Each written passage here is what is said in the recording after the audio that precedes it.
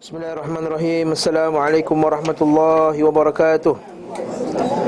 Alhamdulillah wassalatu wassalamu ala Rasulillah wa ala alihi wa sahbihi wa man tabi'ahu wa wala. Segala puji bagi Allah Subhanahu wa taala kerana mengumpulkan kita di dalam kuliah yang mulia ini dalam membincangkan sunnah Nabi sallallahu alaihi wasallam melalui kitab yang dikarang oleh Al-Allamah Ibnul Qayyim Al-Jauziyah dalam kitabnya yang terkenal Zadul Ma'ad. Pada pengajian kita yang terakhir, kita bincangkan berkenaan dengan sunnah Nabi SAW ketika makan. Dan bab yang terakhir kita bincangkan bab berkenaan dengan makan dengan kenyang. Dan kesimpulan yang kita telah buat bahawa makan kenyang sekali segala tidak mengapa.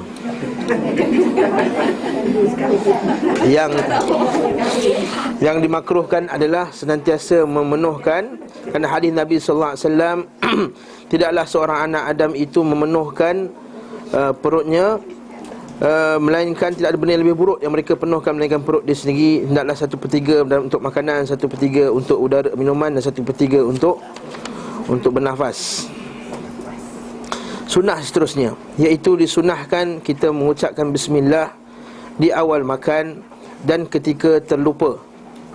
Dan bacaannya bismillah. Gitu kalau kita mulakan bismillah. Doa Allahumma barik lana fima razaqtana wa qina adzabannar tidak sahih dari segi sanadnya. Namun nak baca juga tidak mengapa. Tapi tidaklah kita menyandarkannya kepada Nabi sallallahu alaihi wasallam dengan pasti. Seperti kataan yang patut digunakan auzubillah minasyaitonir rajim. La auzubillah boleh baca Quran. Allah Ta'ala kata wa idza quri'al Quran fa idza qara'tum fasta'idz billah. Bila kamu nak baca Quran, fasta'idz billahi minasyaitonir rajim. Tak pernah sekali pun Nabi kata a'idzu billah qabla al-akl, tak pernah pun. Nak jalan ke tak, bismillah. sebelum bismillah tak perlu auzubillah. Bukan, siapa nak baca bacalah. Tapi kita bukanlah termasuk min hadyin Nabi sallallahu alaihi wasallam. Termasuk dalam petunjuk Nabi sallallahu alaihi wasallam. Keluar kat TV mana? TV bukan hujah. TV Yang terkenal ustaz bukan hujah. Imam Abu Bakar As-Siddiq pernah tersilap, Umar pernah silap, Ali pernah silap, Uthman pernah silap, Ibnu Mas'ud saya pernah sebut dulu kan, dia pernah tak tahu yang qul a'udzu birabbin nas, surat Nabi Falaq. Qul birabbin nas tu part of surah Quran. Kita baca tafsir surah Quran bin Nas, Quran bin Falaq, salah satu itulah. Dia kata aku tak tahu ini Quran ke bukan Quran. Maksudnya Ibnu Mas'ud pun punyalah hebat tu pernah tersilap. Umar tak pernah dengar bacaan Quran yang lain. Kalau para sahabat radhiyallahu anhum boleh tersilap, para imam kita boleh tersilap, apatah lagi ustaz-ustaz macam saya dan juga dia. Itu kita biasa. Jadi sementara tanya ustaz. belum baca baru satu ayat ni. Member mati tu kat pasing tu, boleh ke kita ucapkan innalillahi? Okey, kalau pasing kita simpan last. Boleh tak? Saya jawab kemudian kita buat FAQ lah. Kalau pasing ni jauh daripada makanan tadi. Okey. Kalau pasing minta maaf je, nanti saya jawab last. Kalau pasing tadi. At-tasmiyah fi awal at-ta'am. Jadi an Ibnu Mas'ud, daripada Ibnu Mas'ud, man nasiya an yadhkurullah. Siapa yang terlupa. Dalam buku tak ada, saya sebut ini daripada saya ambil sini. Tuan-tuan akan jumpa tajuk ni pada jilid keempat. Sebab tu saya baca sekarang. Takut saya tak sempat ke atau perempuan tak sempat. Ni saya baca sekarang. Alang-alang anda sampai bab makanan tu, kita baca tajuk ni. Sebab makan tiap-tiap hari ya. Tiap hari makan, tengah hari makan, pukul 5 makan, maghrib makan, malam makan, dan macam lagi Jadi banyak kali ni, at least saya dapat saham lebih lah. Dia kata man nasiya an yadhkurallah, siapa yang terlupa nak sebut nama Allah fi awali ta'amihi, pada awal makannya, maka falyakul hina yadhkur, maka ucapkanlah ketika dia ingat bismillahi fi awwalihi wa akhirihi. Bismillahi fi awwalihi wa akhirihi. Fa innahu yastaqbil ta'aman jadidan, sesungguhnya dapat makanan yang baru. Wa yamna al-khabith, dan menghalang benda-benda yang kotor. Maka na yusibu min, yang terkena padanya. Itu juga hadis Aisyah radhiyallahu anha, anna Rasulullah sallallahu alaihi wasallam qala idza akala ahadukum, bila seorang kamu makan, falyakul bismillah. Aisyah kata, bila kamu nak makan katakanlah bismillah. Ustaz, kalau bismillahirrahmanirrahim, saya kata afdal bismillah lah. Macam Nabi aja bismillah. Fa in nasiya falyakul bismillah fi awwalihi wa akhirih. Okay.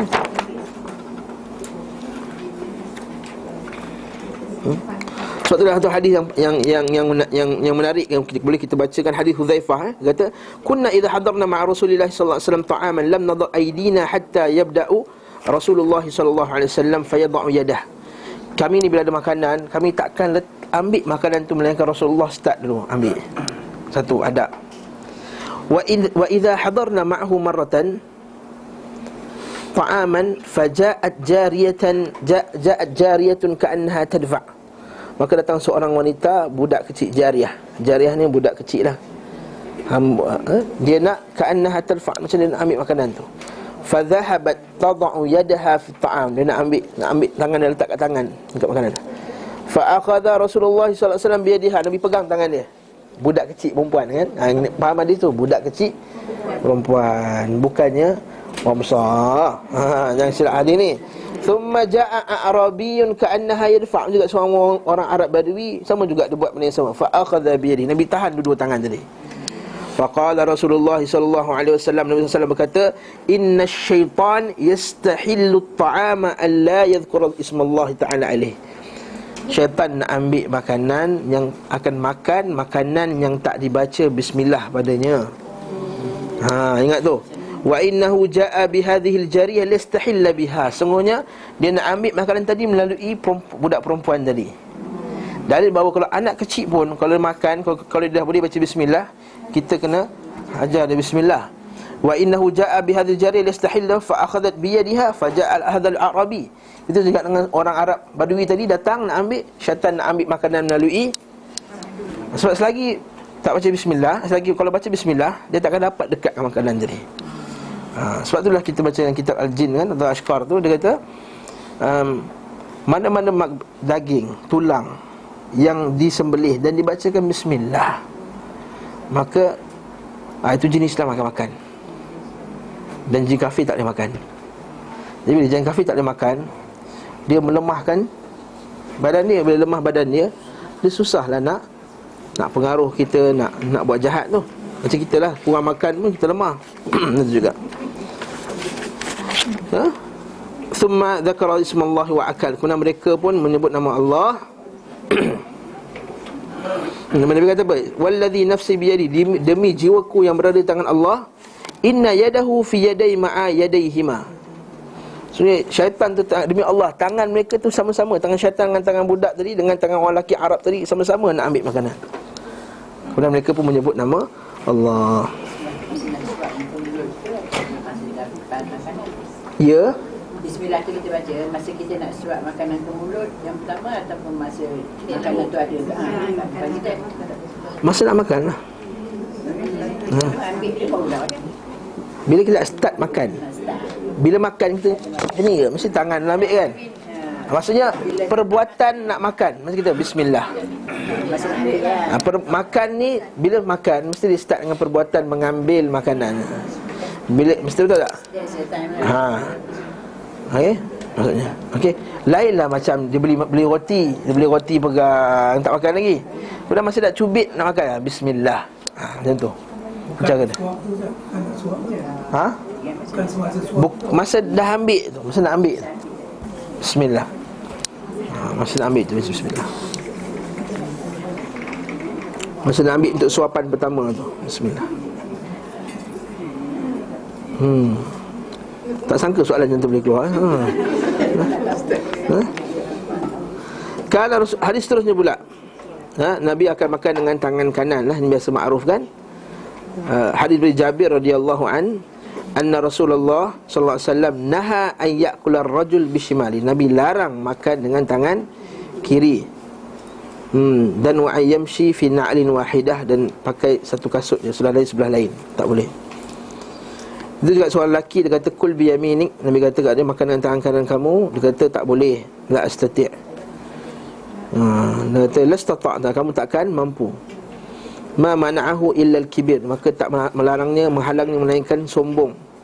Lepas itu dia tak akan dapat lagi angkat tangan dia, lepas dia kata tadi. Sebab kan dia kata tak boleh, tak mampu, tak boleh tukar. Maksudnya tak boleh mula-mula tu bukan tak boleh, dia tak boleh nak tukar. Dah terbiasa, contohnya dia kata kan, ataupun inilah adat kita, ataupun inilah kita kata etiket kita makan dekat hotel, macam tu contohnya. Dia kata tak boleh tukar, maka takut termasuk dalam hadis ni kibir, mana'ahul kibir, sombong. Okey, seterusnya dia sebut tadi kan, Nabi makan, Nabi bincang itu kan, Nabi makan dengan 3 jari. Dah selesai masalah tu. Ni benda yang kita jarang dengar daripada Salma radhiyallahu anha. Salma radhiyallahu anha. Salma ni nama sahabiah. Salma ni perempuan bagi Salim. Salim maksudnya selamat, sihat, sejahtera. Jadi perempuan Salma. Masa pun nama macam orang putih kan, macam orang putih, Salma kan. Tapi sebenarnya nama Arab. Kana Rasulullah SAW yakrah, ni ingat ni, yakrah an ya'khudha min ra'si ta'am. Nabi larang ambil makanan daripada tengah-tengah. Okey, maksudnya macam mana?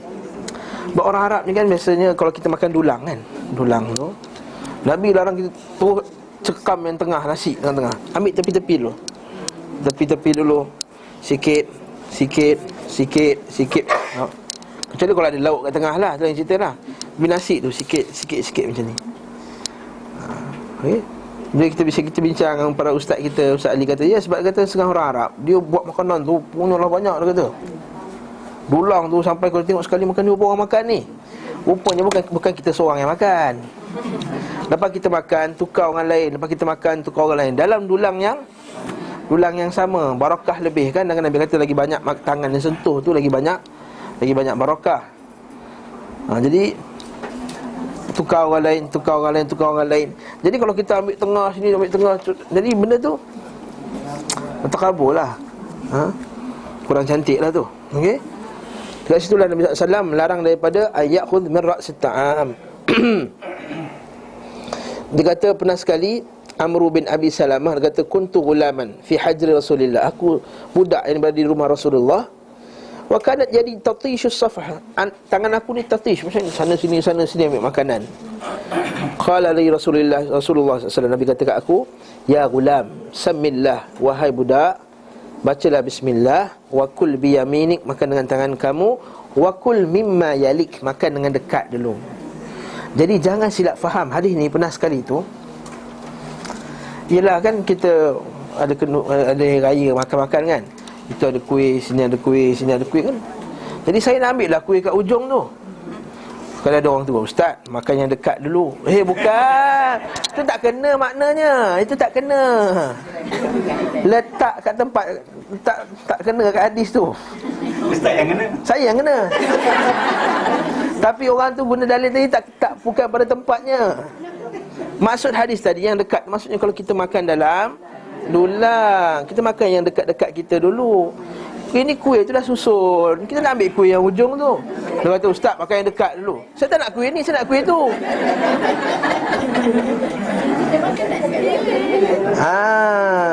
Nanti istidlal tak kena. Saya kata istidlal tak kena. Kita ambil lauk. Kalau kita ambil lauk, ambil lauk macam mana? makan nasi dalam pinggan apa individu. Pinggan individu, sekali ada lauk yang banyak. Saya tak nak lauk ni, saya nak lauk tu. Ambil lah, tak ada salah. Dia maksud kul mimma yalik ni atas dulang tadi, kita makan yang dekat-dekat kita dulu.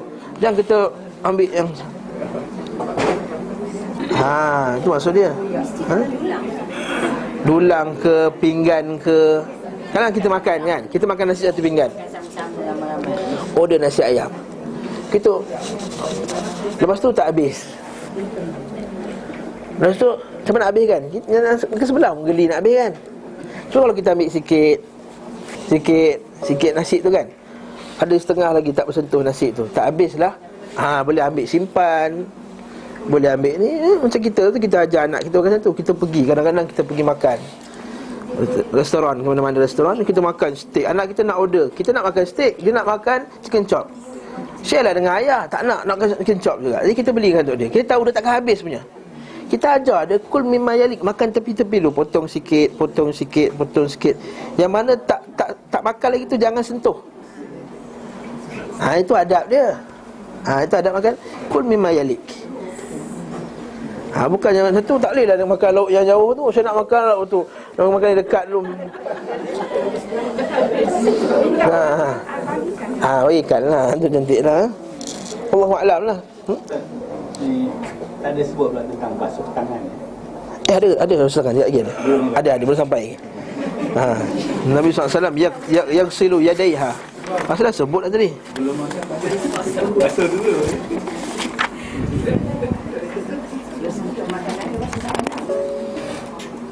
Ada. Sekejap lagi kita akan jumpa hadis. Dia tak susun ni. Dia tak ikut susun, ikut proper kan. Tak apalah. Jadi yatish yaminik wa fama zalat tilka ta'mati ba'd. Dan begitulah setelah aku ditegur oleh Nabi, macam itulah aku makan sampai aku mati. Maksudnya ikut sunnah Nabi kan. Dia tak kata ini sunat je. Tak jadi sunat je. Sebab tu Ibn Abbas kata al-barakah tanzilu wasatit ta'am, atau wasatat ta'am.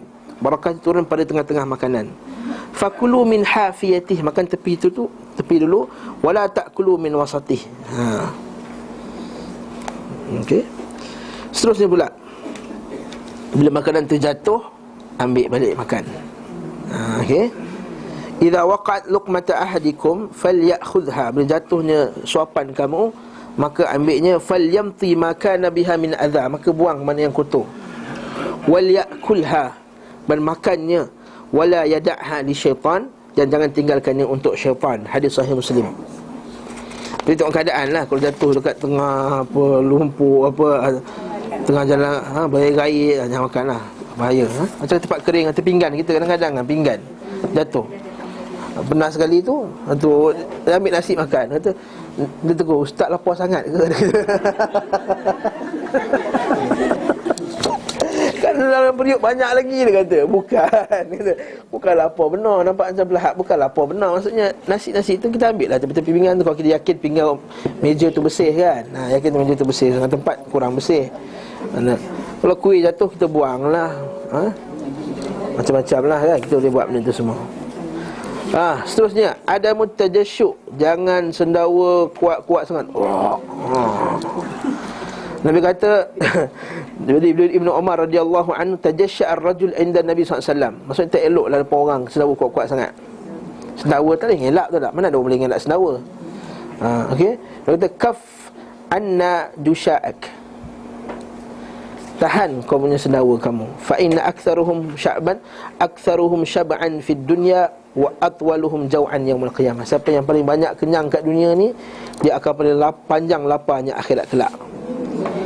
Itu maksudnya kenyang dalam keadaan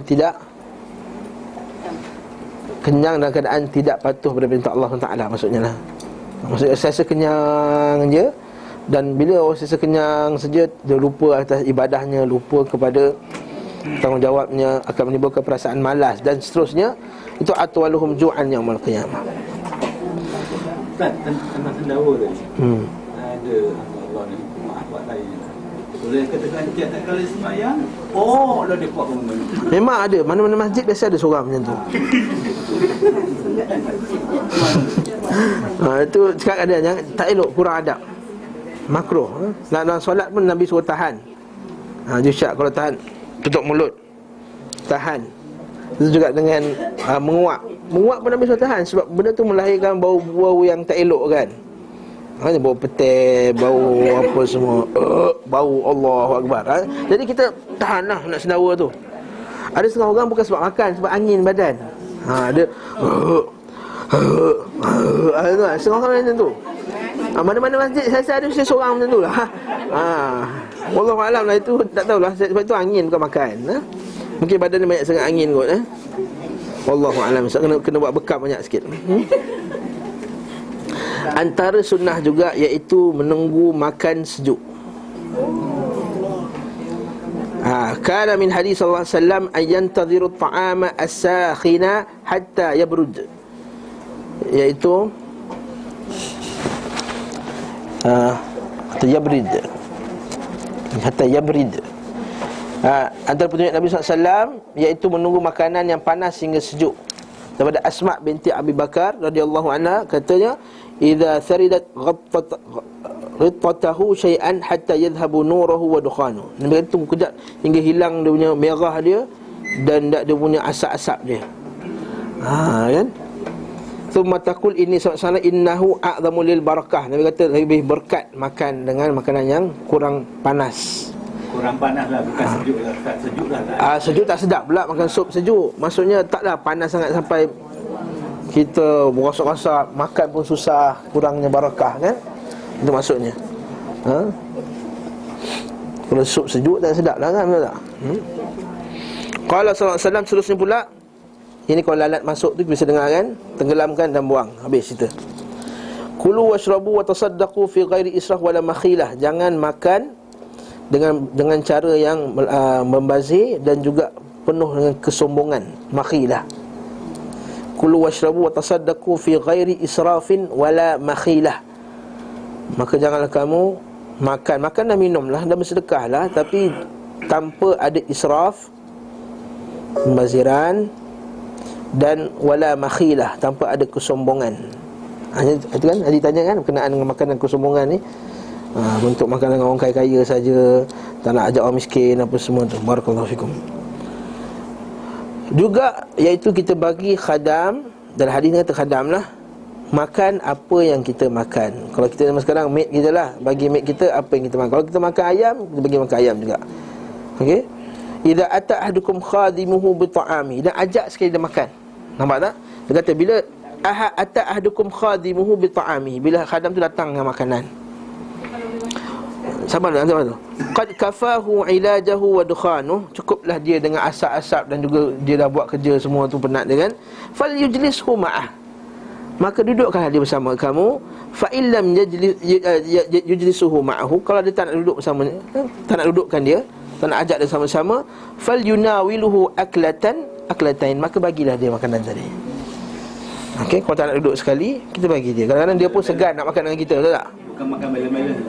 Bu, jangan makan balance lah. Allah musta'an. Allah musta'an, jangan bagi makan tak elok, kita asingkan. Nabi ajak ni, sunnah Nabi ni, khadam ni, hamba. Ini maid tu bukan hamba. Nabi SAW suka makan baki-baki orang tak habis. Ni di BKL. Hadis riwayat Ahmad dan Hakim, anna Rasulullah sallam kana yu'jibuhu al-thaql. Sebenarnya al-thaql atau al-thaql. Qala Abdullah, yakni Abdullah bin Mas'ud, yakni ma baqiya min at-ta'am, apa yang terbaki makanan tu habiskan. Kata ini makanan semalam lah. Ni lauk semalam tak sentuh, habiskan, baki-baki ada makanan tu. Bagi makanan ni sunnah Nabi.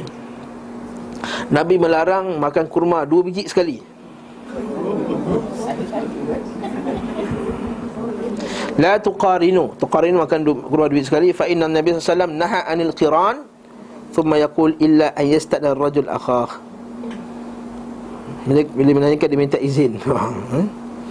Man akala ma'a qaumin tamran fala yuqrin inna illa an ya'dhanu lah. Maksudnya jangan makan macam tu melainkan diberi izin.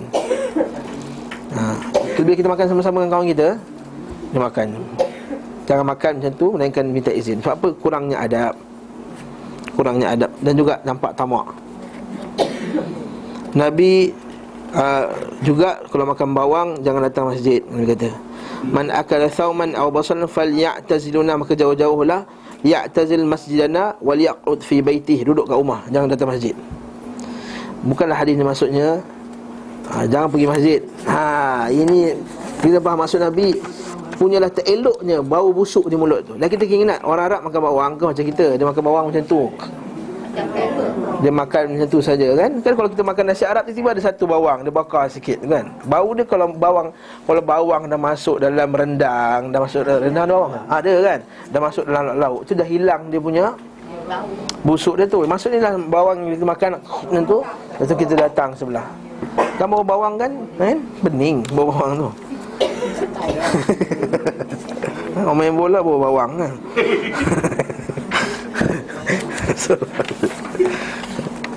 Nabi menjilat jari dah sebut tadi kan. La'ika asabi'ahu thalath, dah sebut dah.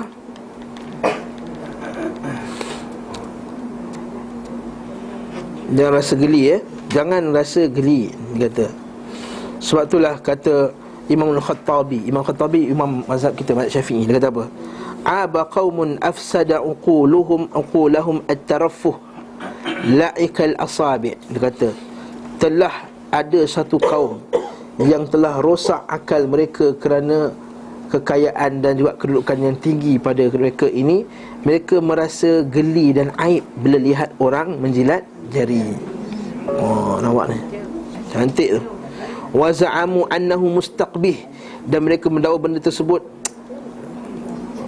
mustaqbih, jijik.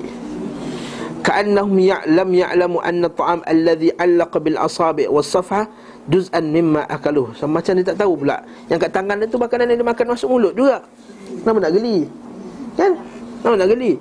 Fa idza lam yastakthir kullah fala yastakthir ba'dah. Kalau kamu tak geli pada semua, kenapa nak yang sikit dengan tangan kamu rasa geli? Walaysa fihi akthar min massiha bi batni syafah wala yashukku aqil annahu la ba'sa bidzalik wa qad yudkhil al-insan asabi'ahu fi fihi fadlikuhu wa lam yastakthir min dhalika. Kita makan, kadang-kadang kita makan tak ada rasa geli pula yang alu-alu melekat-lekat kat tangan-tangan kita tu. Entah mula khas, maksudnya macam mana boleh segeli pula orang buat, sedangkan dia makan dengan tangan juga. Okay? Jadi ini tak dibenarkan. Ini perbuatan yang tak elok, menganggap benda tersebut geli. Kecuali memang dia buat gaya tu geli. Dari situ lah.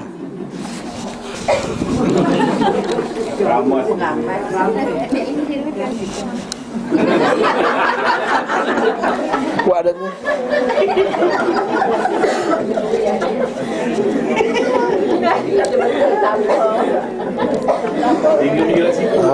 Jangan kuah jatuh kat sini je.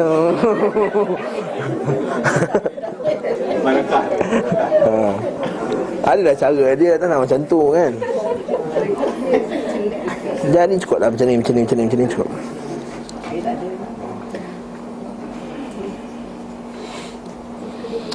Seterusnya, Nabi bila minum yatanaffas fi syarab thalathan. Nabi akan bernafas pada cawan tu 3 kali. Maksudnya Nabi tak akan minum habis sekali. 1, 2, 3 habis. Nabi Sikit alhamdulillah. Jadi kadang-kadang haus sangat kan, dia buka tin tu kerup, kalau macam tu kurang lah. Gulung-gulung minum. Nah, hadis diriwayatkan oleh At-Tirmizi hasan. Dan Nabi juga larang ayyanfukh fihi. Hadis riwayat Tirmizi, ayyan yatanaffas fil ina aw yanfukh fihi. Nabi larang kita bernafas dalam cawan. Nabi larang nafas. Tastakthir. Cik makanan pun ada Abu Daud. Nabi larang meniup makanan. Cuma dalam perbincangan tu sebagian ulama kata larangan tiup tu kalau makanan tu kita makan ramai-ramai, dia kata. Fungsi. Sebagian ulama dah anggap macam tu. Sebab yastakthir kan, bila tiup alio semua keluar apa semua. Ada yang kata hak sendiri tu tak ada mengapa, taklah semacam larangan untuk orang ramai. Ada yang kata dua-dua dilarang, cuma yang pada makanan orang ramai lagi lebih teruk larangan dia. Jadi hati-hatilah, ambil jalan hati-hati. Minum sendiri dah selesai masalah ni. Nabi juga melarang yashrabu min saqfi man fis saqa. Min fis saqa, min fi daripada mulut. Macam kita ada botol tu besar. Gogok macam ni. Botol tu semua orang minum, betul tak? Anak kita bila dah petik ais yang sejuk tak tahan lah, haus sangat, dia ambil botol tu guduk macam ni. Itu larang, makruh. Qala Ibn Athir, dharful ma' minal jid wa yajmu' ala asqiyah. Maksud orang Arab dulu disimpan air dalam kulit. Jadi dia gogok terus. dia tuang atas.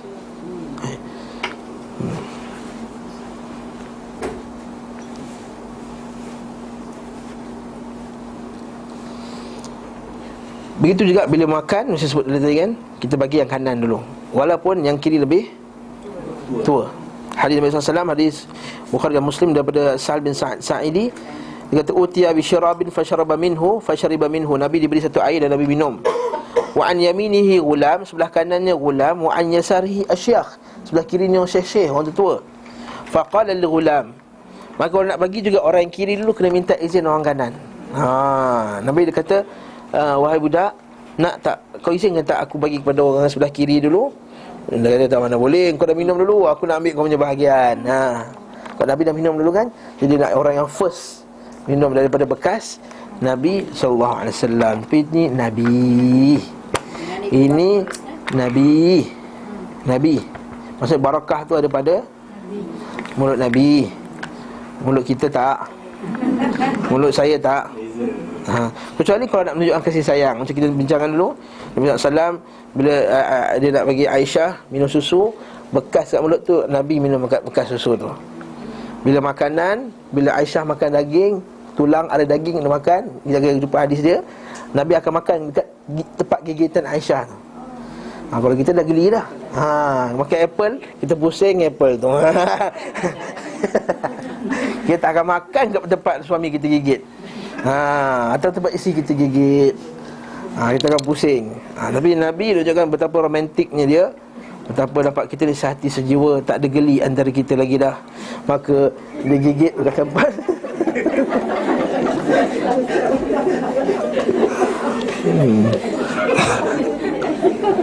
dia gigit juga kat tempat mana Nabi gigit. Terpulang tuan-tuan, ini sunnah Nabi SAW.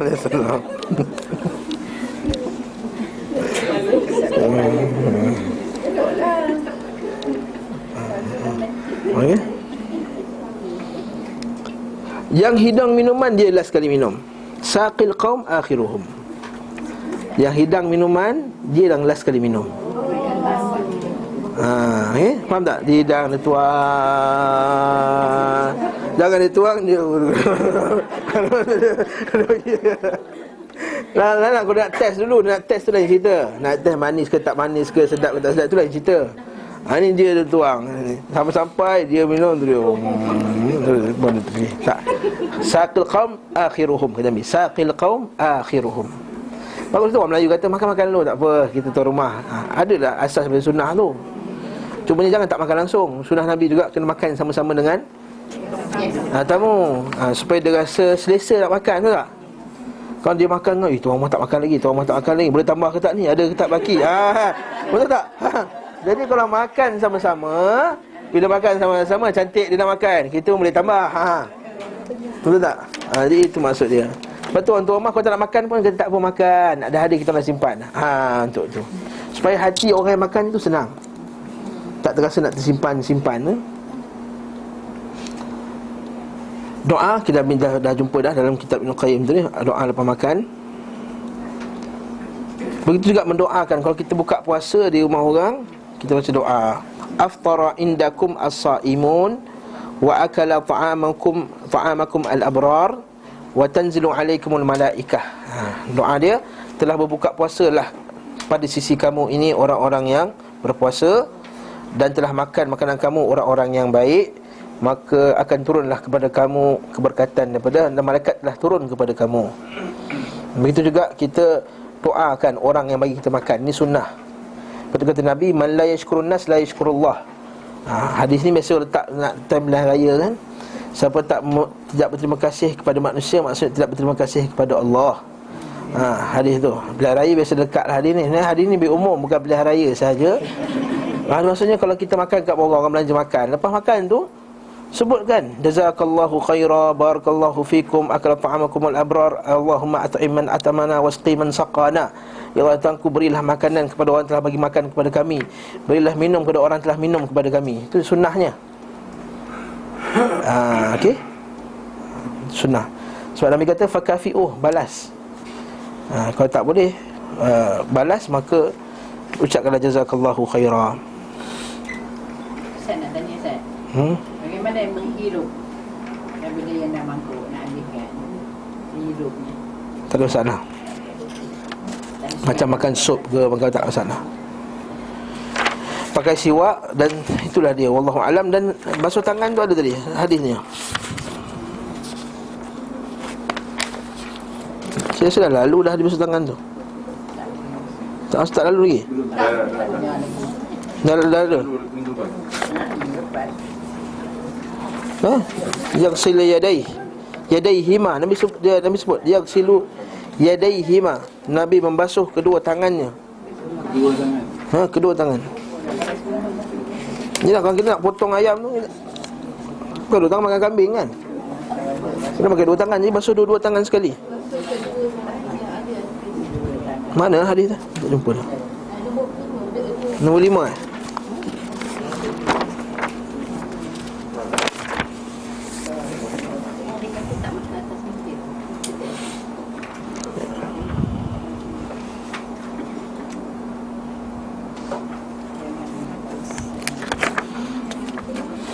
Bagi tadi baca tu hilang lah. Ada dia dah. Hadis riwayat Muslim, idza waqa'a luqmatu ahadikum falyakhudha. Bukan yang tadi. Afwan.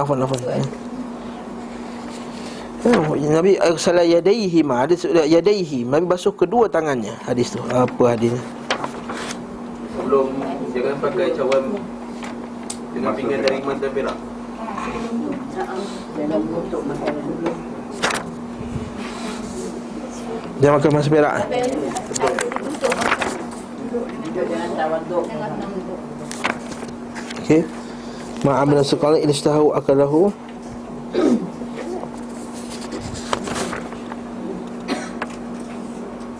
Ni dia jumpa dah. Nasa'i, Ahmad, Ibn Hibban.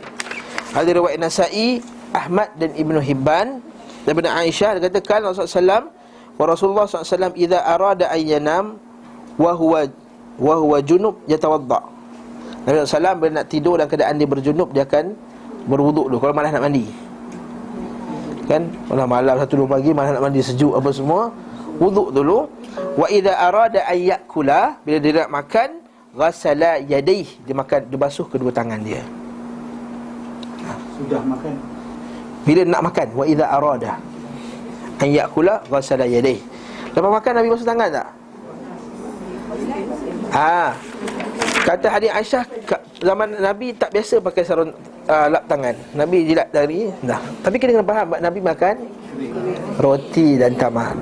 Kalau makan masak lemak cili api tak basuh, macam mana masak lemak cili api tak basuh? Tempoyak ke tak basuh? Sak kita. Jadi basuhlah.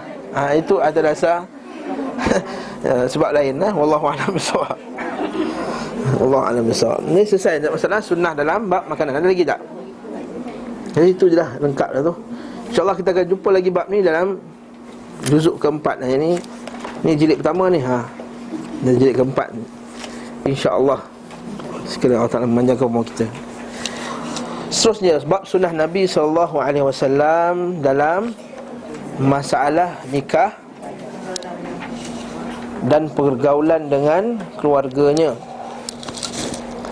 Sahha anhu sallallahu alaihi wasallam, setelah sahih daripada Nabi sallallahu alaihi wasallam, daripada hadis Anas radhiyallahu anhu, daripada Anas radhiyallahu an, bahawa Nabi sallallahu alaihi wasallam telah bersabda, hubbiba ilayya min dunyakum, telah dijadikan aku ini menyenangi dari dunia ini. Yang aku suka daripada dunia ini, wanita dan wewangian. An-nisa wat-tib, wanita dan wangi, minyak wangi. Bukanlah maksudnya Nabi samakan perempuan dengan minyak wangi, yang silap faham. Bukanlah maksudnya perempuan ni standard macam minyak wangi je, bukan. Jangan silap faham. Maksudnya Nabi suka benda yang dunia ni, banyak-banyak kereta apa semua, Nabi suka ni. Wanita yang baik, salihah, dan juga at-tib. Dan bila sukanya wanita ni, kata Syekh Abdul Aziz, bila syarahkan hadis ni, dia kata bukanlah maksudnya suka wanita ni suka, bukan suka, fahamlah kan, bukan suka nak itu je, bukan. Bukan suka nak itu. Sebab dia kata kalau Nabi suka nak itu je, kenapa Nabi kahwin dengan Melainkan apa, Nabi sehingga apa tidak kahwin wanita melainkan setelah wanita lain, melainkan setelah isteri pertama dia meninggal, betul tak? Dan juga dia pada awalnya dia isteri dia je dia suka, tak ada maksud, taklah dia suka semua perempuan asalkan dapat dari licinnya, kan? Ambil. Tak ada pula dia gunakan pengaruh dia sebagai agama untuk dakwah syekh, tak ada. Tak kata macam tu, Jadi mahabbah, dia kata syekh kata mahabbah, sikap nak sukakan ada pasangan ni sikap biasalah lah, sikap manusia. Suka kepada wanita, suka ada wanita bersama dengan kita. Ni maksudnya bila jadi maksudnya nak ajar pada kita bahawa bila anak-anak kita dah start nak suka perempuan tu, benda tu biasa sebenarnya. Cuma perlu dialihkan kepada tempat yang disyarakkan lah. Sebab kita tahu memberi keterangan jiwa. Orang tak kahwin lagi tahulah. Tak ada keterangan. Tahu sekali muda-muda, tahu tak? Muda-muda ni lagi dia susah, jiwa kacau. Hubbiba ilayya dunyakum. Jadi dunyakum. Okey. Ada dia kata dalam lafaz hadis, ada pun mereka yang meriwayatkan dengan lafaz dan Nabi kata apa? Dan dijadikan penyejuk mataku pada salat. Wajilat qurrata aini fi salat. Jadi kan yalah, dunia-dunia pun aku suka juga, tapi yang paling syok sekali salat bagi Nabi sallallahu alaihi wasallam. Okey. Betul kata wahai Bilal, kum arihna bis salah. Wahai Bilal, rehatkan kami dengan salat. Maksudnya dia suruh Bilal tu beriqamah cepat-cepat supaya kita nak berehat ni.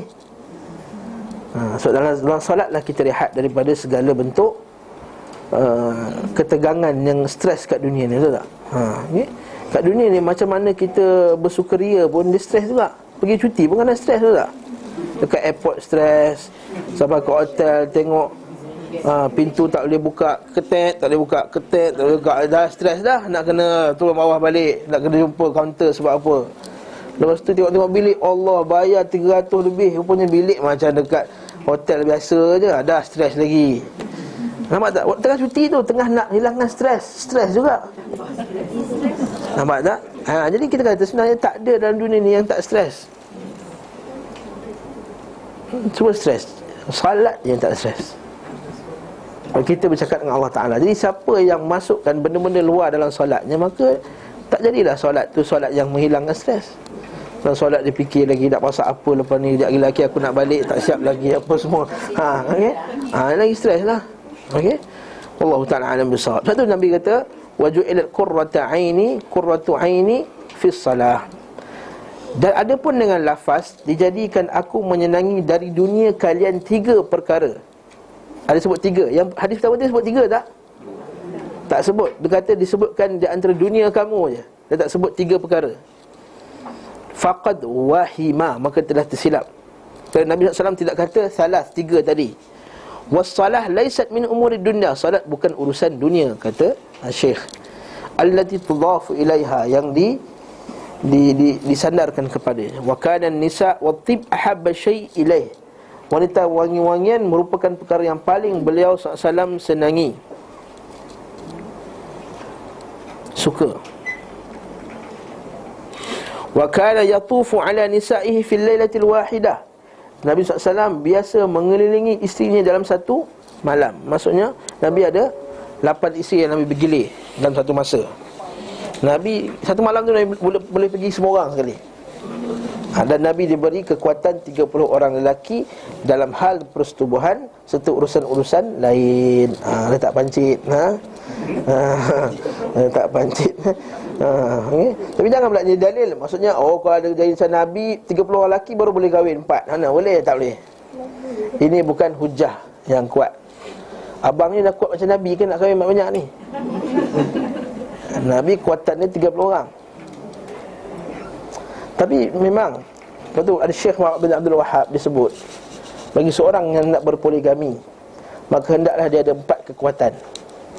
Saya tak ingat 4 ni, saya ingat apa yang hadir je. Kekuatan fizikal, kekuatan ekonomi, kekuatan kesabaran, kekuatan pentadbiran. Kekuatan pentadbiran. Hadir tu dah hukum wajib dah. Hadir tu dah wajib dah. Kekuatan fizikal, kekuatan ekonomi, kekuatan kesabaran, kekuatan pentadbiran. Jangan kahwinkan. Sebab dia nak takbir keluarga yang 4. Kalau seorang pun dah kelang kabut, nak tukar pad berbulan-bulan tak tukar-tukar, kepala pad sebiji pun susah nak tukar. Macam mana nak kahwin 4 kalau 4 pada pad nak tukar? 4 tahun nak tunggu pad tu kepala pad tu tukar. Jadi macam tu jugalah kekuatan ekonomi. Kita tak boleh menjadikan nak kahwin tu dalam keadaan dia tak mampu apa semua. Sebab tu kemampuan tu juga macam mereka manusia setiap minkum al-ba'ah. Fala tazawwaj, siapa yang ada al-ba'ah, kekuatan, kemampuan. Kemampuan di sini bukan kemampuan seksual. Kalau kemampuan seksual dekat tangan Nabi suruh puasa. Kan dia kata, wahai syabab, ya ma'syarah syabab, wahai pemuda-pemuda sekalian, bila kamu ada kemampuan al-ba'ah, maka berkahwinlah. Sesungguhnya ia menjaga mata kamu dan menjaga kemaluan kamu. Dan bagi siapa yang tak mampu, maka berpuasalah. Tak mampu sih maksudnya apa? Tak mampu dari segi ekonomi sebenarnya. Sebab tu Nabi suruh puasa untuk menghalang nafsu dia, sebab kekuatan fizikal dia ada. Kat situlah. Masuk kat sini Nabi kata apa? Siapa yang tak mampu. Dalil bahawa kemampuan ekonomi itu salah satu sebab dia nak kena tanggung, wajib ke atas dia menanggung keluarga tersebut. Kalau dia pun tak lepas, dia makan duit isteri dia tu nak kahwin lain. Tu susah agak tu. Isteri yang tanggung dia tapi dia kahwin lain. Lepas tu ni berlaku ada satu hamba Allah datang. Dia kata, ustaz, dia kata saya tanggung isteri saya, suami saya. Lepas tu suami saya kahwin lain. Lepas tu isteri yang nombor 2 tu maki saya pula. Innalillahi wa inna ilaihi raji'un. Ini kata benda tak betul lah. Ini kita kata tak kena dari Islam. Jadi kat sini poligami yang dicegah, yang tak dibenarkan. Sebab tujuan pada perkahwinan itu ialah as-sakinah, menimbulkan ketenangan dan kasih sayang. Kalau padanya tak ada ketenangan kasih sayang, maka bukan itu tujuan asas perkahwinan. Okey, seterusnya. Bab ni semua senyap je. Tadi bab makan semua bising Wa kana wa abahallahu lahu min dhalika ma lam yubihu li ahadin min ummatihi, dan Allah Ta'ala telah menghalalkan baginya, itu bagi baginda dalam hal itu, hal-hal yang tidak dihalalkan kepada seseorang di antara umatnya. Wa kana yaqsim bainahun, Nabi membahagikan antara isterinya, fil mabit, dalam hal bermalam. Maksudnya malam-malam tu dibagi-bagikan. Wal iwa, dan tinggal rumah, tempat al-mabit, tempat tinggal. Wal iwa, bila waktu dia nak pergi tinggal tersebut. Wan nafaqah, dan juga nafqah. Wa ammal mahabbah, dan kasih sayang. Ini kadang-kadang hujah setengah orang karai. Ustaz, saya tak nak bahu suami saya sengit ustaz, sebab tu saya tak bagi dia poligami. Hujah ni tak kuat juga sebenarnya hujah ni. Sebab pun tak boleh nak bagi kasih sayang. Sebab kasih sayang memang tak boleh bagi sama rata. Manusia ni perasaan dia memang, anak yang 2-3 orang pun tak sama kasih sayang. Ada anak yang mungkin ada rasa lebih sikit ke anak ini, walaupun kita tidak menzahirkannya. Perasaan tu ada lebih sikit. Allah Ta'ala memang tak jadikan itu fitrah. Lepas tu Nabi kata, wa ammal mahabbah, ada pun kecintaan, maka beliau biasa berkata Nabi SAW kata apa? Allahumma hadha qasmi fima amlik. Cantik Nabi kata, ya Allah, inilah pembahagianku pada yang aku miliki. Iaitu aku miliki apa yang aku miliki? Harta, duit, aku boleh bagi sama rata. Maka janganlah engkau mencelaku, fala talumni fima la amlik, maka janganlah kamu cela aku pada benda yang aku tidak miliki. Apa yang tak dimiliki? Iaitu al-hubb, kasih sayang. Hati ni bukan boleh kita kontrol. Kasih sayang ni bukan benda yang kita boleh kontrol, boleh tak? Saya nak sayang saya 100 untuk orang ni, 100 untuk orang tu, mana boleh, mana ada rate. Bukan boleh kita kontrol suhu macam oven tu, bukan. Tak boleh. Dikatakan ia adalah masalah al-hub dan hubungan intim. Sebab hubungan intim tak sama. Ada orang isteri dia suka banyak, ada isteri tak suka banyak. Jadi mana boleh sama? Kalau yang kita anggap semua sama, jadi 5 kali, semua 5 kali. Tak, ada isteri tak suka 5 kali. Sekali sebulan ni dia nak. Ada isteri nak 2 kali, ada isteri nak 3 kali, ada isteri nak 5 kali. Jadi tak ada kata kena standard kan, saya bagi semua 5. Mana boleh macam tu. Tak sama semua. Itu sistem sosialis tu namanya, komunisme. Itu cerita kaum ini bagi sama, memang tak boleh. Tidak wajib menyamakan dalam hal itu. Tidak wajib menyamakan hal itu kerana ia termasuk perkara yang tidak dimiliki. Apakah menggilirkan itu termasuk suatu kewajipan bagi beliau SAW, atau boleh baginya bergaul dengan isterinya tanpa harus memenuhi giliran? Terdapat dua pendapat di kalangan fuqaha, para fiqah. Kata Syekh, yang sahih dia kata wajib membahagikan malam tersebut. Bukan dia kata adakah membahagikan malam tu wajib ataupun sunat saja. Tak, yang sahih pendapat ni kata Syekh Salih Abdul Aziz Ali Syekh, dia kata as-sahih wajib. Sebab apa? Ketika Nabi SAW sakit kan dia tanya, besok aku kat mana, besok aku kat mana. Masa tengah sakit tu. Akhirnya semua isteri-isteri sepakat, tak apalah, duduk rumah Aisyah je. Maksud Nabi tengah sakit pun Nabi tanya, nak besok nak ke mana, besok giliran siapa, besok giliran siapa. Maksud Nabi ketika sakit tu pun Nabi nak jaga kewajipan dia terhadap isteri-isteri yang lain. Okey. Maka mereka pun bagi giliran tu kepada Aisyah. Sebab tu dia kata apa? Al-haqqu lil mar'ah, hak itu pada perempuan. Hak itu ada pada perempuan tadi, untuk mendapatkan haknya untuk suami itu bermalam dengannya di rumahnya. Okey. Adapun waktu siang itu ulama ada perbezaan lah pendapat. Yang diwajibkan itu adalah malam, maksud bermalam dengan dia. Adapun waktu siang, wallahu alam, kalau dia dapat khilaf di kalangan ulama, sebagian ulama kata tak sama macam waktu malam. Wa talaqa Nabi sallallahu alaihi wasallam wa raja'. Nabi pernah mentalak isterinya dan pernah sebelum tu apa? Beliau SAW adalah orang yang memiliki isteri terbanyak di antara umat ini. Ibnu Abbas berkata, menikahlah, sesungguhnya yang terbaik dari umat ini adalah yang paling banyak isterinya.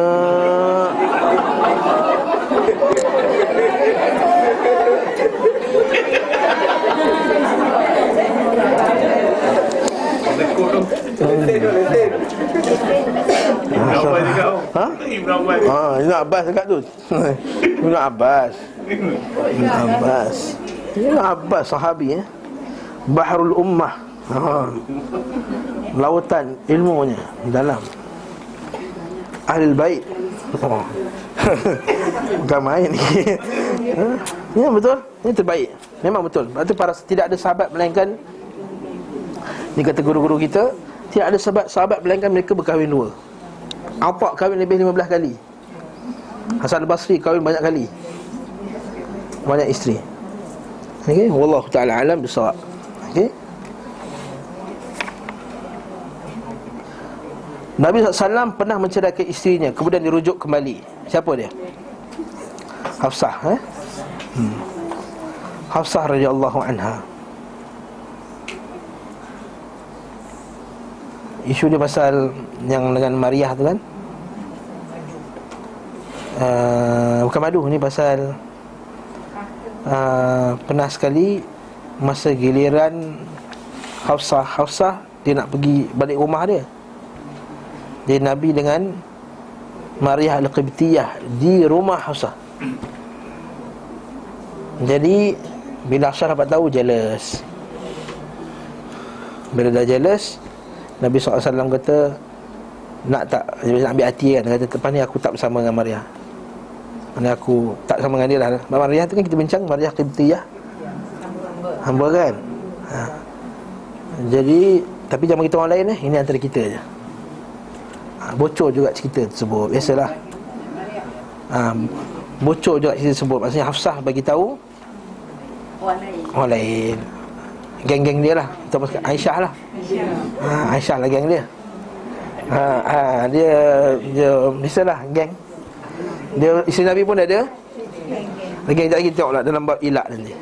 Ada geng-geng dia. Jadi bila dapat ni, Nabi SAW talak dia. Kemudian Allah Ta'ala suruh merujuknya kembali kerana kedudukan Umar di sisi kerana Umar. Maka dia kata tak, rujuklah dia kembali kerana Umar. Kerana Umar, Hafsah binti Umar. Kerana Hafsah itu binti Umar. Okey. Itu dia cerita Nabi talak dia, dengan talak raj'iyah. Adapun wa'ala ila muaqqatan bi syahrin, dan Nabi pernah mengila, sumpah untuk tidak mencampur isterinya untuk 1 bulan. Ini juga, ini baru kes madu tu. Nabi SAW, kalau kita buka surah At-Tahrim, cerita dia, Nabi SAW minum madu dekat rumah, seperti yang kata Zainab binti Jahash. Zainab dekat isteri, tapi dia grup B, tim A, tim B. Tim A, tim B, dia tim B. Jadi madu tu sedap lah, madu tu best, Nabi suka lah. Jadi wujudnya jealous lah. Dia jealous tu, Aisyah pakat-pakat dengan Hafsah, pakat dengan Sofiyah, kata kalau Nabi masuk cakap mulut Nabi bau busuk. Cakap mulut Nabi bau busuk. Jadi bila Nabi masuk je, apa bau busuk ni? Tu pergi rumahnya Hafsah, apa bau busuk ni? Macam maghafir ni madu yang kalau lebah tu makan dari pokok tu, madu jadi busuk. Maghafir kata, akhirnya Nabi sedih, Nabi boykot isteri dia 1 bulan. Tiga-tiga. Bukan 3, semua-semua sekali Nabi boykot. Boykot semua. Sebab ada setengah riwayat pula kata Nabi dapat madu tu daripada orang lain, bukan isteri dia. Jadi isteri sudah jealous, takut lagi nanti kan tambah lagi. Jadi katalah bau dia busuk apa semua. Waktu kalau kita baca hadis Nabi SAW dan Sahih Bukhari, cerita ni panjang sampai Umar marah dekat Hafsah. Dan dia kata pernah sekali tu isteri Umar duk menjawab dengan Umar. Dia kata, "Asal kau ni menjawab? Tak pernah pandai menjawab ni." Ayat saya sendiri ya. Sebab apa? Sebab Umar kata, orang perempuan Muhajirin tak biasa menjawab kata suami. Tapi bila pergi Madinah ni budaya dia lain sikit. Budaya suka menjawab. Jadi dah start dah wanita-wanita dari Muhajirin ni dah start nak pandai menjawab. Umar bengang lah. Mana kau belajar benda ni, kata. Sekali kata, apa kau nak marah pula Umar? Anak kau Hafsah pun menjawab dengan Nabi. Wah, ada sampai benda ni kat Umar marah. Marah. Apa pergi Ummu Salamah kan, kata Ummu Salamah kata, Umar, semua benda kau nak masuk campur. Semua benda kau nak masuk campur. Umar kata, aku dah bagi peringatan pada engkau wahai Hafsah tentang taat pada Allah dan Rasulnya. Adakah kau nak kena akibat daripada perbuatan tersebut? Janganlah kau samakan kau dengan Aisyah radhiyallahu anha, kekasih Nabi sallallahu alaihi wasallam. Kau tak cantik dia. Kau tak cantik macam dia. Kau tak comel macam dia. Kau bukan macam dia. Kalau aku jadi Nabi, aku talak engkau. Menangislah Hafsah. Menangislah Hafsah. Bapak nangis. Dan Nabi cari, lepas tu dah keluar rumus. Rumus pertama, ada puak Bani Ghassan dah nak serang Madinah. Kali Umar pun pergi masjid cari. Lepas tu orang kat masjid semua tengah macam kecoh lah. Pasal orang kata Nabi telah mentalakkan isteri-isteri dia. Nabi telah mentalakkan isteri-isteri dia. Maka semua kecoh ni. Bila dia jumpa, kata, apa isu ni sekarang ni, kata Umar. Dia kata, kenapa Umar sibuk-sibuk ni? Adakah sebab puak Ghassan nak serang kita? Kata Nabi, Umar kata, tidak, isu dia lebih besar daripada ni. Bukan perang, isu lebih menunjukkan bahawa isu bini ni besar.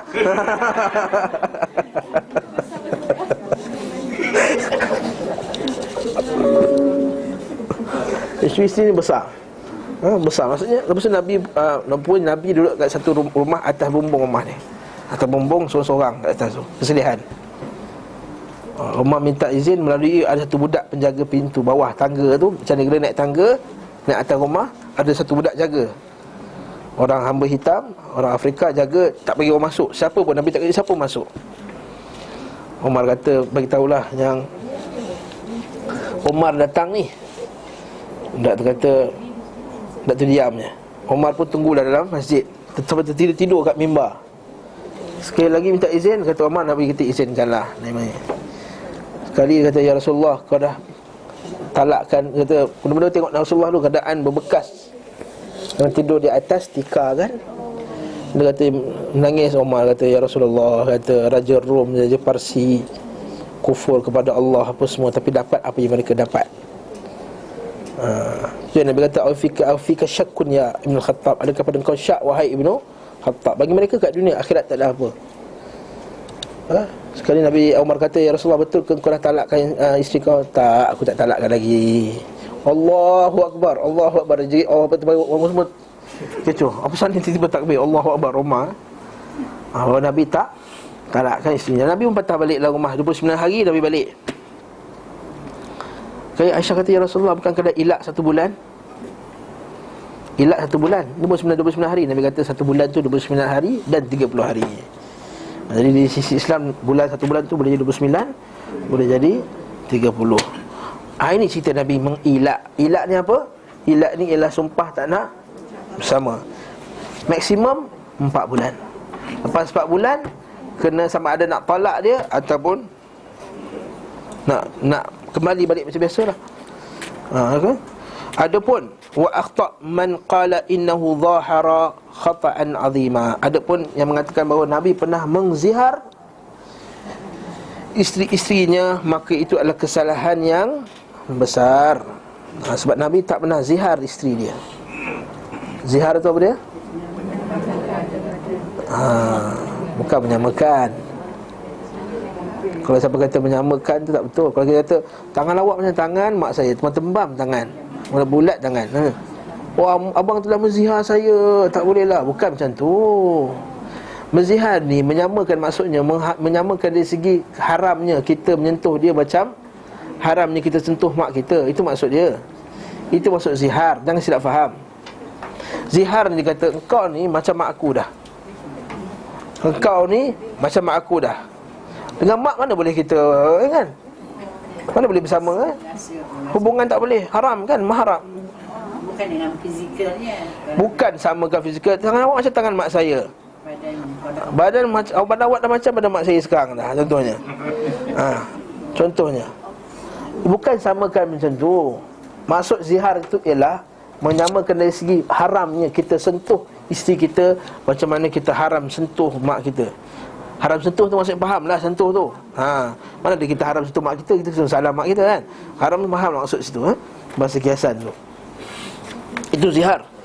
So apa Allah Ta'ala kata, sebab apa penulis kata Nabi tak mungkin zihar? Sebab Allah Ta'ala declare dalam Quran, orang yang zihar ni wa innahum layaquluna munkaram minal qawli wa zura. Orang yang kata isteri dia ni haram macam mak dia, mereka telah mengatakan kata-kata mungkar dan bohong. Wa zura. Allah Ta'ala sebut dalam surah Al-Mujadilah tu kan. Kita seorang perempuan tu Khuwailah atau Khawlah binti Tha'labah atau Khuwailah. Dia kata, ya Rasulullah, ya aku dah dapat anak apa semua, dah anak dah banyak apa semua, tiba-tiba suami aku haram dengan aku. Macam mana ya Rasulullah, nak buat macam mana ni? Nabi kata tak boleh buat apa. Tak dapat arahan lagi. Dapat arahan, Allah Ta'ala kata alladzina yudhahiruna min nisa'ihim ma hunna ummahatihim. Mereka itu bukan mak mereka. In ummahatuhum illa allai waladnahum. Mak mereka itu yang melahirkan mereka. Wa innahum la yaquluna munkaran minal qawli wa zura. Mereka kata-kata yang mungkar. Jadi atas dasar inilah Ibn Qayyim kata Nabi takkan zihar isteri dia. Tak zihar isteri dia. Sebab takkan Nabi mengatakan kata-kata yang mungkar dan bohong. Sedangkan Nabi sini dikatakan ada hadis-hadis yang sahih, Sahih Bukhari, Sahih Muslim dan lain-lain. Nabi kata apa? Ala wa qaulu zur. Antara dosa-dosa besar adalah qaulu zur, saksi bohong kan. Nabi kata sekali, Abdullah bin Mas'ud tanya Rasulullah, Abdullah bin Amr al-As atau Abdullah bin Amr al-As, kata Rasulullah, apakah dosa paling besar? Nabi kata syirik kepada Allah. Kemudian apa dia? Derhaka kepada bapak. Kemudian Nabi bangun. Nabi kata ala wa qaulu zur, ala wa syahadatu zur. Ketahuilah sungguhnya kata-kata bohong dan kesaksian yang bohong. Kata-kata bohong dan kesaksian yang bohong. Nabi ulang banyak kali sampai para sahabat kata hatta kunna laitahu sakat. Dan kami kata kami berharap-harap Nabi berhentilah. Asyik ulang je benda tersebut. Jadi kat sini Nabi declare kata-kata bohong dan saksi bohong itu dosa besar. Dan Allah Ta'ala declare pula mengzihar ini adalah dosa besar. Itu kata-kata yang bohong. Sebab tu dia kena bayar kafarah sampai nak patah balik. Kalau nak kena apa? Kena bebaskan hamba, kena puasa 2 bulan berturut-turut, dan seterusnya.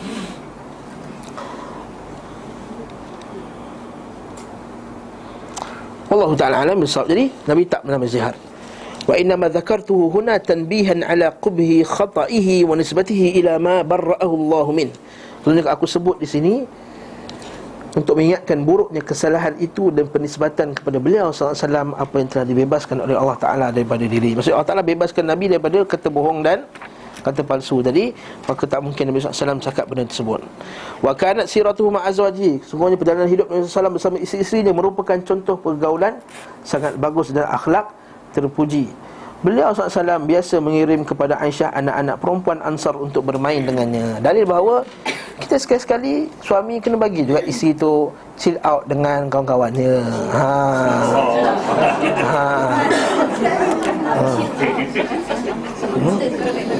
Sekala lah, tak boleh tiap-tiap hari.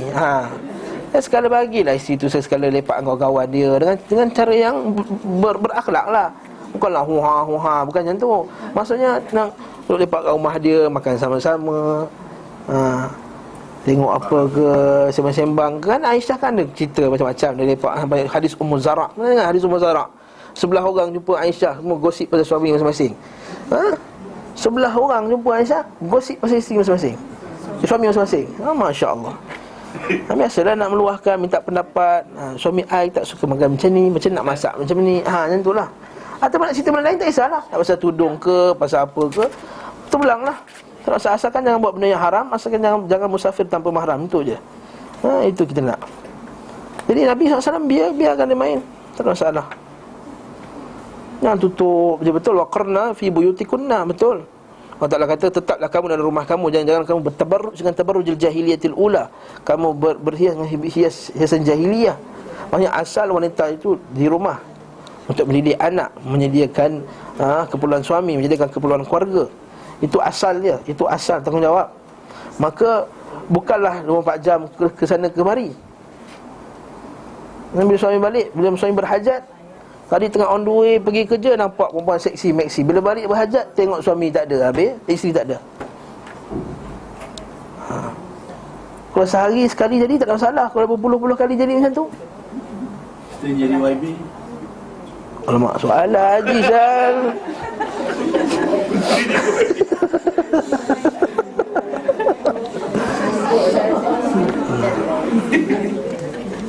Tadi Ustaz Adli lah soalan tu. Assalamualaikum. Jadi wife itu asalnya ialah itu. Sebab itu mentahqiqkan, merealisasikan as-sakinah, ketenangan tadi. Jadi bila suami dalam keadaan tadi tak nak ketenangan tadi, bukanlah kita maksudnya isteri ni keperluan seks, tak. Maksudnya balik tu dia nak tenang, dia nak senangkan jiwa sama-sama. Jadi kalau tak dapat merealisasikan tujuan perkahwinan itu tadi, maka lepas tu guru-guru kita semua, guru saya dulu, kadang-kadang dia tanya saya, isteri awak kerja tak? Kerja. Ish, dia kata. Ini macam mana kita ekonomi dalam fitnah kan? Tapi kena faham lah, bagi isteri yang bekerja juga kena faham akan tanggungjawab kita masing-masing.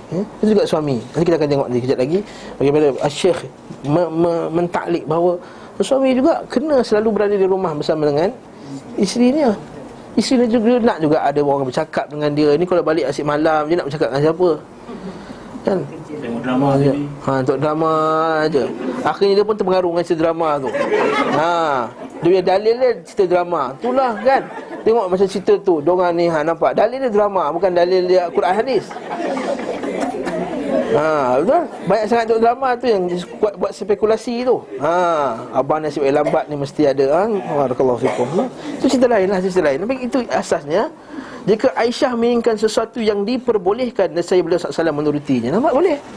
Dia nak makan kek secret recipe sekali-sekala, bagi bawa. Tadi yang pasal apa tu ilak tu Ustaz, Al-Tahrim tu, Al-Tahrim tu, ilak tu bercerai yang itu. Sebagian kata itu ilak. Sebagian kata itu ilak. Tapi ceritanya dia kalau sini ceritanya dia apa tu, muka rahsia. Itulah cerita dia. Itu ada itu cerita dia tu. Muka rahsia tadilah. Ilak. Sebab tu kalau kita buka tafsir surah Tahrim tu, dia bawa dua cerita. Satu cerita Hafsah, satu cerita ni. Duduk cerita tu. Wallahu a'lam bissawab. Boleh kalau buka, boleh buka rujuk tafsir Ibnu Kathir. Yang saya riwayatkan tafsir Ibnu Kathir surah At-Tahrim. Dan juga dekat tafsir Ibnu Kathir surah Al-Baqarah, itulah surah Al-Ilaq walladzina ya'luna min nisa'ihim. Dua ada kisahnya. Okey, seterusnya apa tadi? Maksudnya bolehlah menurutinya. Maksudnya kita boleh minta lah apa isteri kita nak sekali, benda selagi benda itu halal. Apabila Aisyah minum dari bejana, nasihat beliau minum dari bejana tersebut, saya sebut tadi, kalau Aisyah minum dari cawan bekas tu Nabi, dan meletakkan mulutnya di tempat mulut isterinya lalu minum. Nampak? Apabila Aisyah makan arq, iaitu tulang yang terdapat padanya daging, maka Nabi SAW mengambil dan meletakkan mulutnya di tempat yang digigit isterinya tadi. Macam apple saya sebut tadi. Terkadang pula beliau SAW bersandar pada peha isterinya. Romantik, ya? Membaca Al-Quran sementara kepalanya berada di atas pehanya. Cantik tak tu? Romantik saya baca Quran. Isteri pun lembut hati tengah. Nampak tak? Abang bacakan Quran, Wadduha je saya hafal. Tak apalah bang. Wadduha pun Wadduha lah. Tak apa, tak masalah. Tak apa, boleh. Wattin wa zaitun boleh, tak ada masalah. Tak ada masalah, boleh. Itu menenangkan jiwa isteri.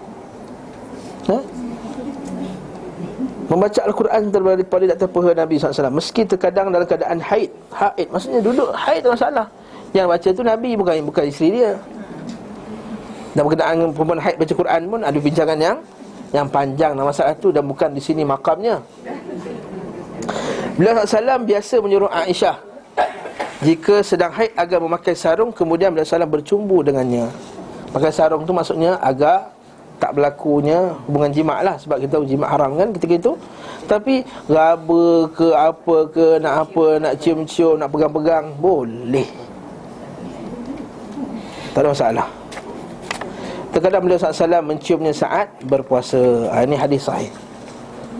Nabi cium Aisyah, dan Aisyah kata, dan Nabi ialah amlakakum li'irabihi, orang yang paling kuat boleh menahan nafsunya. Kalau rasa baru kahwin 29 Syakban, janganlah. 29 Syakban nikah.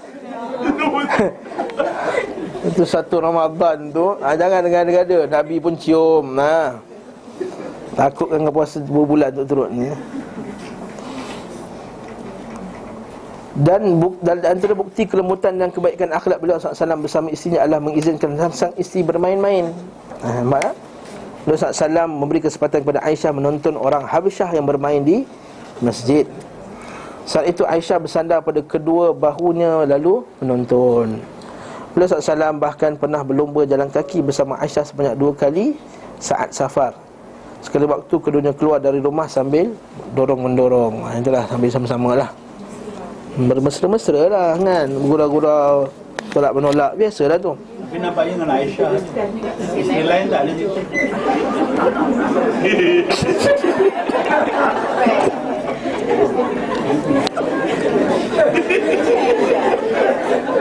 Aisyah muda. Tak, kejap lagi kita tengok komen. Apa Syekh? Syekh dah komen dah sebenarnya?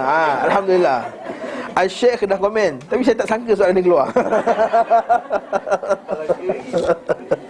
Hai, kelas ni mencabar betul lah.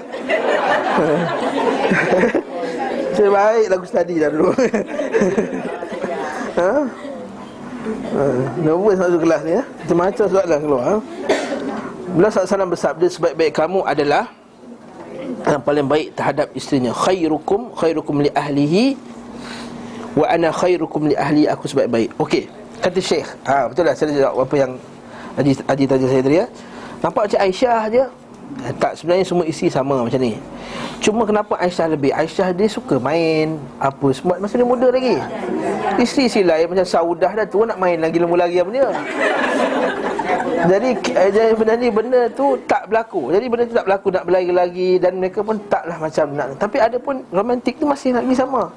Kalau kita baca hadis-hadis lain, Nabi SAW bersama dengan isteri dia cium ada tempatnya, melakukan apa semua. Kalau kita baca hadis Nabi hidang makanan, Nabi bagi minum kat isteri dia, Nabi hulur. Kat sini kita kata, sebab tu kata Syekh, dia kata saya baca pada awal tahqiqul ard fi nikah. Dia kata ini adalah untuk merealisasikan ketenangan dalam pernikahan. Sebab apa? Orang lelaki dia suka husnul muasyarah. Betul? Lelaki dan perempuan sukanya baiknya pergaulan, sukanya ada kekasih yang khas untuk dia, sukanya ada tempat kita bercakap-cakap, berkongsi masalah yang kita boleh kongsikan. Dengan benda inilah kata Syekh berhasilnya as-sakinah, Kerana manusia berhajat kepada kasih sayang, kata-kata yang baik. Jadi dua kena ada, dia kata. Dan ini menenangkan jiwa kita, menenangkan syahwat kita. Menenangkan syahwat kita.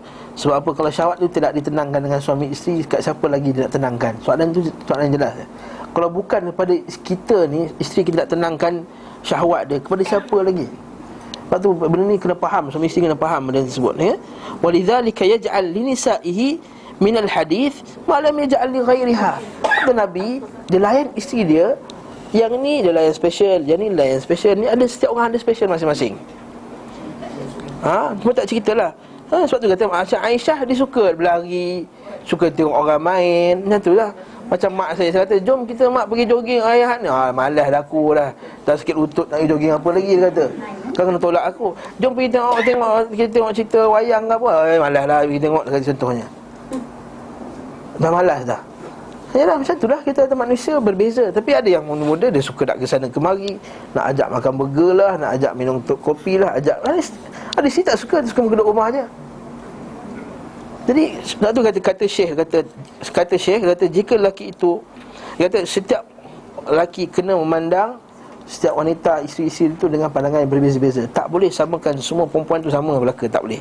Dia kata jika lelaki itu memandang semua wanita itu sama dengan cara bermuamalah baginya, maka dia telah tersilap dan telah menyalahi sunnah. Kata Syekh.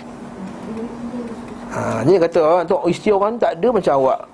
Sikit-sikit nak makan sikit resipi, sikit-sikit resipi.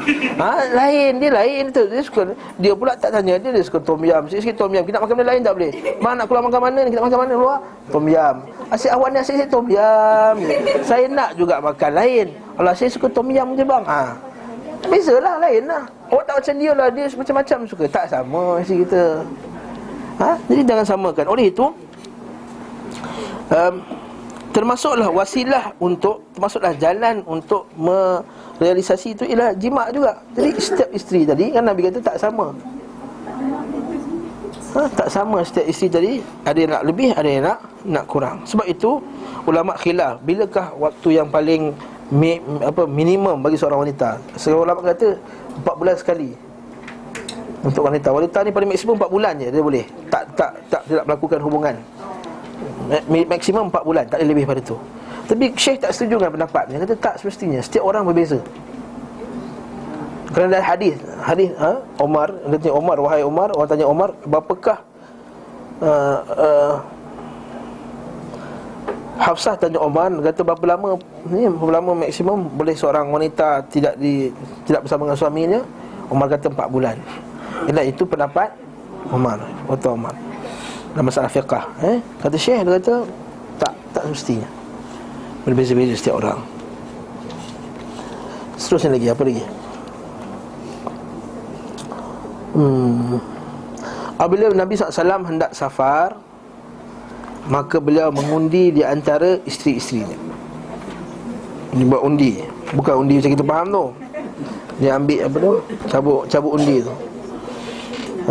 Siapa yang keluar undian. Sebab dia tak boleh buat giliran. Sebab safar tak tahu bila lagi nak safar.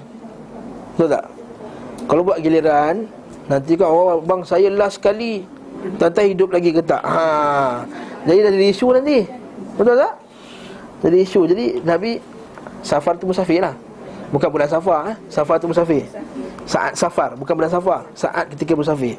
Jadi dah ambil undi, kadang-kadang dapat isi ni. Jadi tak ada isu kat situ. Dan beliau tidak mengganti hari-hari yang dihabiskan bersama seorang isteri saat safar untuk isteri yang lain. Inilah mazhab jumhur ulama. Nabi tak ganti kan lah.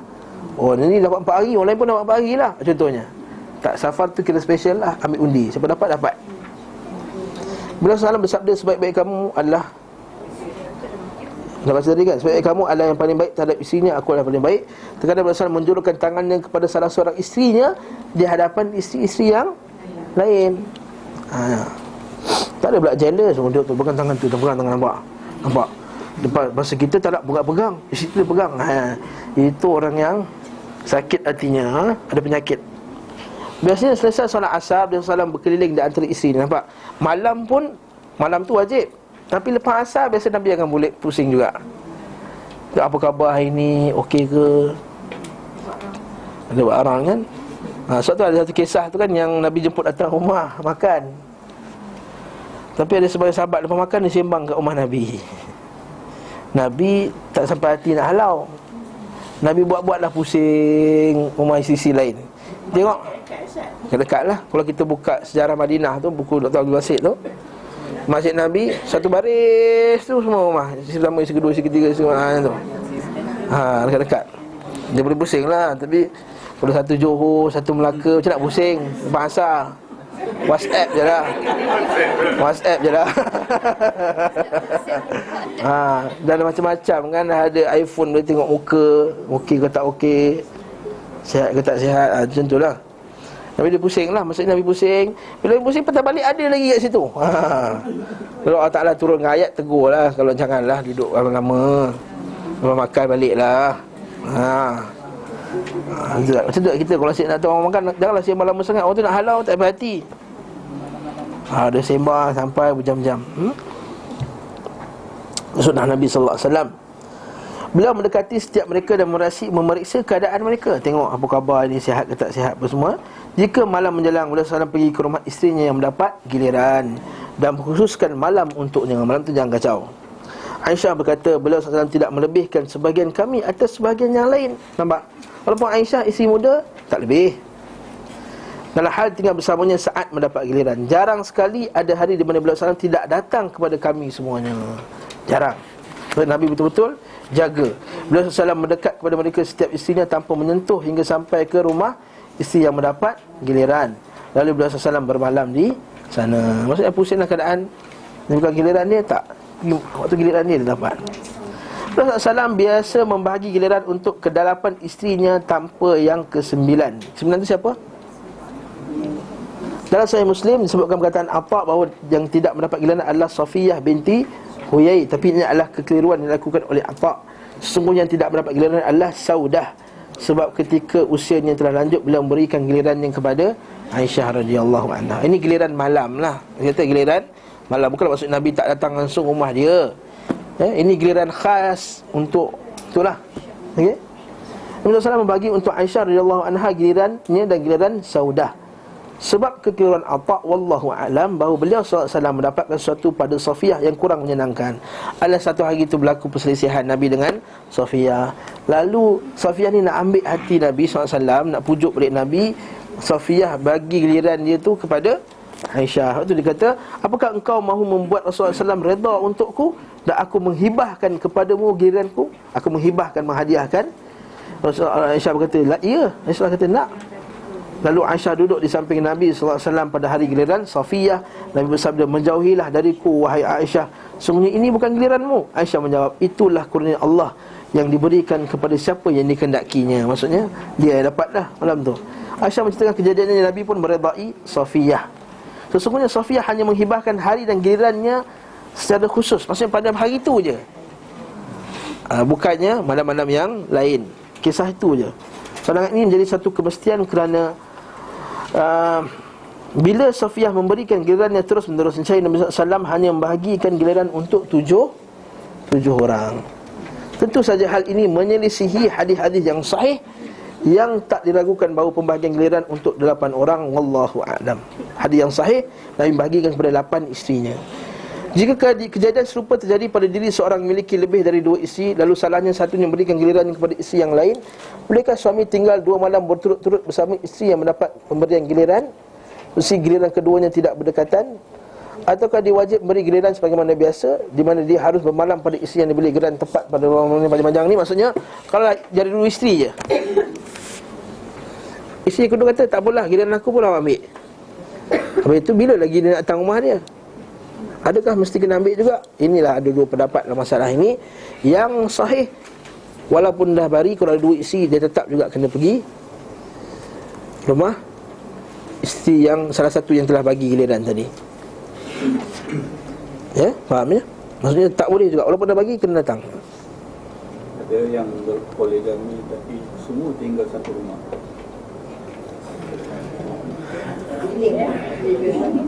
Tak ada masalah. Kalau semua redha meredai, tak ada masalah. Tapi bilik kena lain-lain lah. Itu confirm. Bilik kena lain-lain. Sebab Tak boleh lah sekarang satu bilik. Nauzubillah min zalik. Nak buat 3-4 orang sekali tak boleh, haram. Sebab Nabi kata la yanzur ar-rajul awrata akhih. Ar-rajul awrata akhih. Tak boleh seorang lihat aurat orang lain. Tak boleh lah. Rasulullah SAW biasa mendatangi isteri di akhir malam atau di awal malam. Okey. Jika Rasulullah SAW berhubungan intim di awal malam, terkadang beliau mandi lalu tidur, dan kadang-kadang beliau berwuduk lalu tidur. Ini kalau malas nak mandi, boleh wuduk je. Tapi bukanlah maksudnya nak solat tetap juga kena mandi lah. Ini sekadar adab untuk tidur tadi. Abu Ishaq As-Sabi'i menyebut daripada Aswad dan Aisyah radhiyallahu anha bahawa kadang-kadang Nabi SAW tidur setelah bersetubuh tanpa menyentuh ayat terlebih dahulu. Tapi riwayat ini keliru menurut para imam ahlul hadis. Pembahasan ini telah kami ulas tuntas dengan detail pada kitab Tahzib Sunan Abi Daud. Ibnu Qayyim ada satu lagi kitab namanya Tahzib Sunan Abi Daud, disertai penjelasan illah dia, cacat kecacatan hadis tersebut dan kemusykilannya. Beliau SAW biasa melakukan hubungan intim terhadap semua isteri dengan satu kali mandi. Maksudnya datang isteri pertama, atau pergi rumah yang kedua, terus isteri ketiga, yang keempat, last sekali boleh mandi wajib.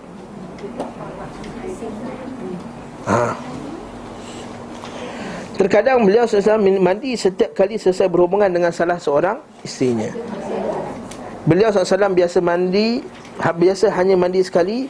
Biasa pula mandi setiap kali selesai berhubungan dengan salah seorang isterinya. Apabila kembali dari perjalanan jauh, beliau SAW tidak menemui keluarganya di malam hari. Bahkan beliau melarang perbuatan itu. Maksudnya ni, sebenarnya terjemahan ni kurang tepat lah. Dia kata yatruku, Nabi larang kita musafir tu balik 3-4 pagi. Lalu 3-4 pagi ketuk, buka pintu. Isteri tengah tidur, tengah apa, jadi ganggu. Ini adab Nabi SAW, dia tak akan ganggu isteri dia. Maka dia balik pagi lah, tidur masjid ke, buat kemah luar ke, apa ke, Nabi SAW. Okey. Kalau nak balik juga, bagi tahu awal. Itu je. Lepas tu Nabi juga larang datang mengejut. Nabi juga larang datang mengejut, surprise. Takut nanti tak sedianya, apanya, apa semua. Kalau tak sediakan nanti kita menyusahkan dari keluarga tu pula. Lepas tu kita ni adab juga nak ziarah orang. Maksudnya kita kalau kita daripada jauh apa semua, kita tahulah nak datang, nak balik. Okey, jadi dia boleh buat persediaan yang sepatutnya. Jadi katakanlah dia 3-4 pagi terketuk dia dalam keadaan dia keletihan apa semua, kesianlah pada si tersebut, dah penat pada itu siang hari. Wallahu alam bisawab. Tolong clarify sikit Ustaz ni. Muka 102 satu dia kata setiap isterinya tanpa menyentuh hingga sampai ke rumah isteri yang mendapat giliran. Tapi tadi Muka yang berdua tu Nabi pusing isteri dia melakukan hubungan intim terhadap semua isterinya dengan satu kali mandi. Okey, kalaulah waktu siang Nabi ziarah rumah isteri dia, dia takkan sentuh isteri waktu siang tadi. Tapi kalau waktu malam, kalau dia dah pergi rumah isteri ni, dia boleh pergi rumah lain, dia pernah pergi rumah lain, pergi rumah lain. Faham tak? Satu malam tu Nabi pergi rumah semua isteri. Nabi pernah. Itu bukan gilirannya. Tapi Nabi pernah buat macam tu. Nabi pernah buat macam tu. Mungkin Nabi nak tapi biasanya kalau giliran orang tu Nabi takkan sentuh je. Yang pertama dia kata Nabi takkan sentuh. Tak sentuh kecuali yang ada giliran. Yes. Sedangkan ini itu waktu siang. Ziarah siang. Maksudnya ziarah siang Nabi takkan sentuh. Ziarah siang. Si Nabi 11.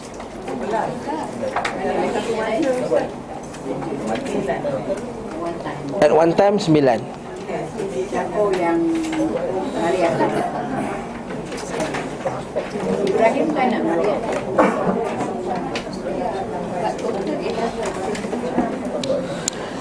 Wallahu a'lam bissawab. Subhanakallah wa bihamdika asyhadu an la ilaha illa anta astaghfiruka wa atubu ilaik. Sallallahu alaihi wasallam. Jadi maksudnya yang tak sentuh tu bila jalan waktu siang tu. Bila pusing kan, lepas asar tu kan dia pusing, dia takkan sentuh. Adapun malam, kalau Nabi rasa nak pusing setiap malam pada isterinya, maka satu malam tu Nabi bagi semua sekali. Tapi ini bukan benda yang Nabi buat tiap-tiap hari. Pernah berlaku. Ahad ni insya-Allah Ustaz Hashimi pukul 11.30 pagi. Ahad ni bukan Sabtu. Biasa kalau Ustaz Hashimi hari Sabtu, tapi dia ada urusan, dia tukar hari Ahad 11.30 pagi. Kalau Ustaz Rasul pukul 3 petang. Ahad ni juga insya-Allah. Dan selepas ni pula ialah kuliah yang kita sebutkan, kuliah manhaj golongan yang selamat, iaitu daripada Ustaz Azhari Murad. Kat mana? Sini ya. Wallahu ta'ala alam bis-shawab.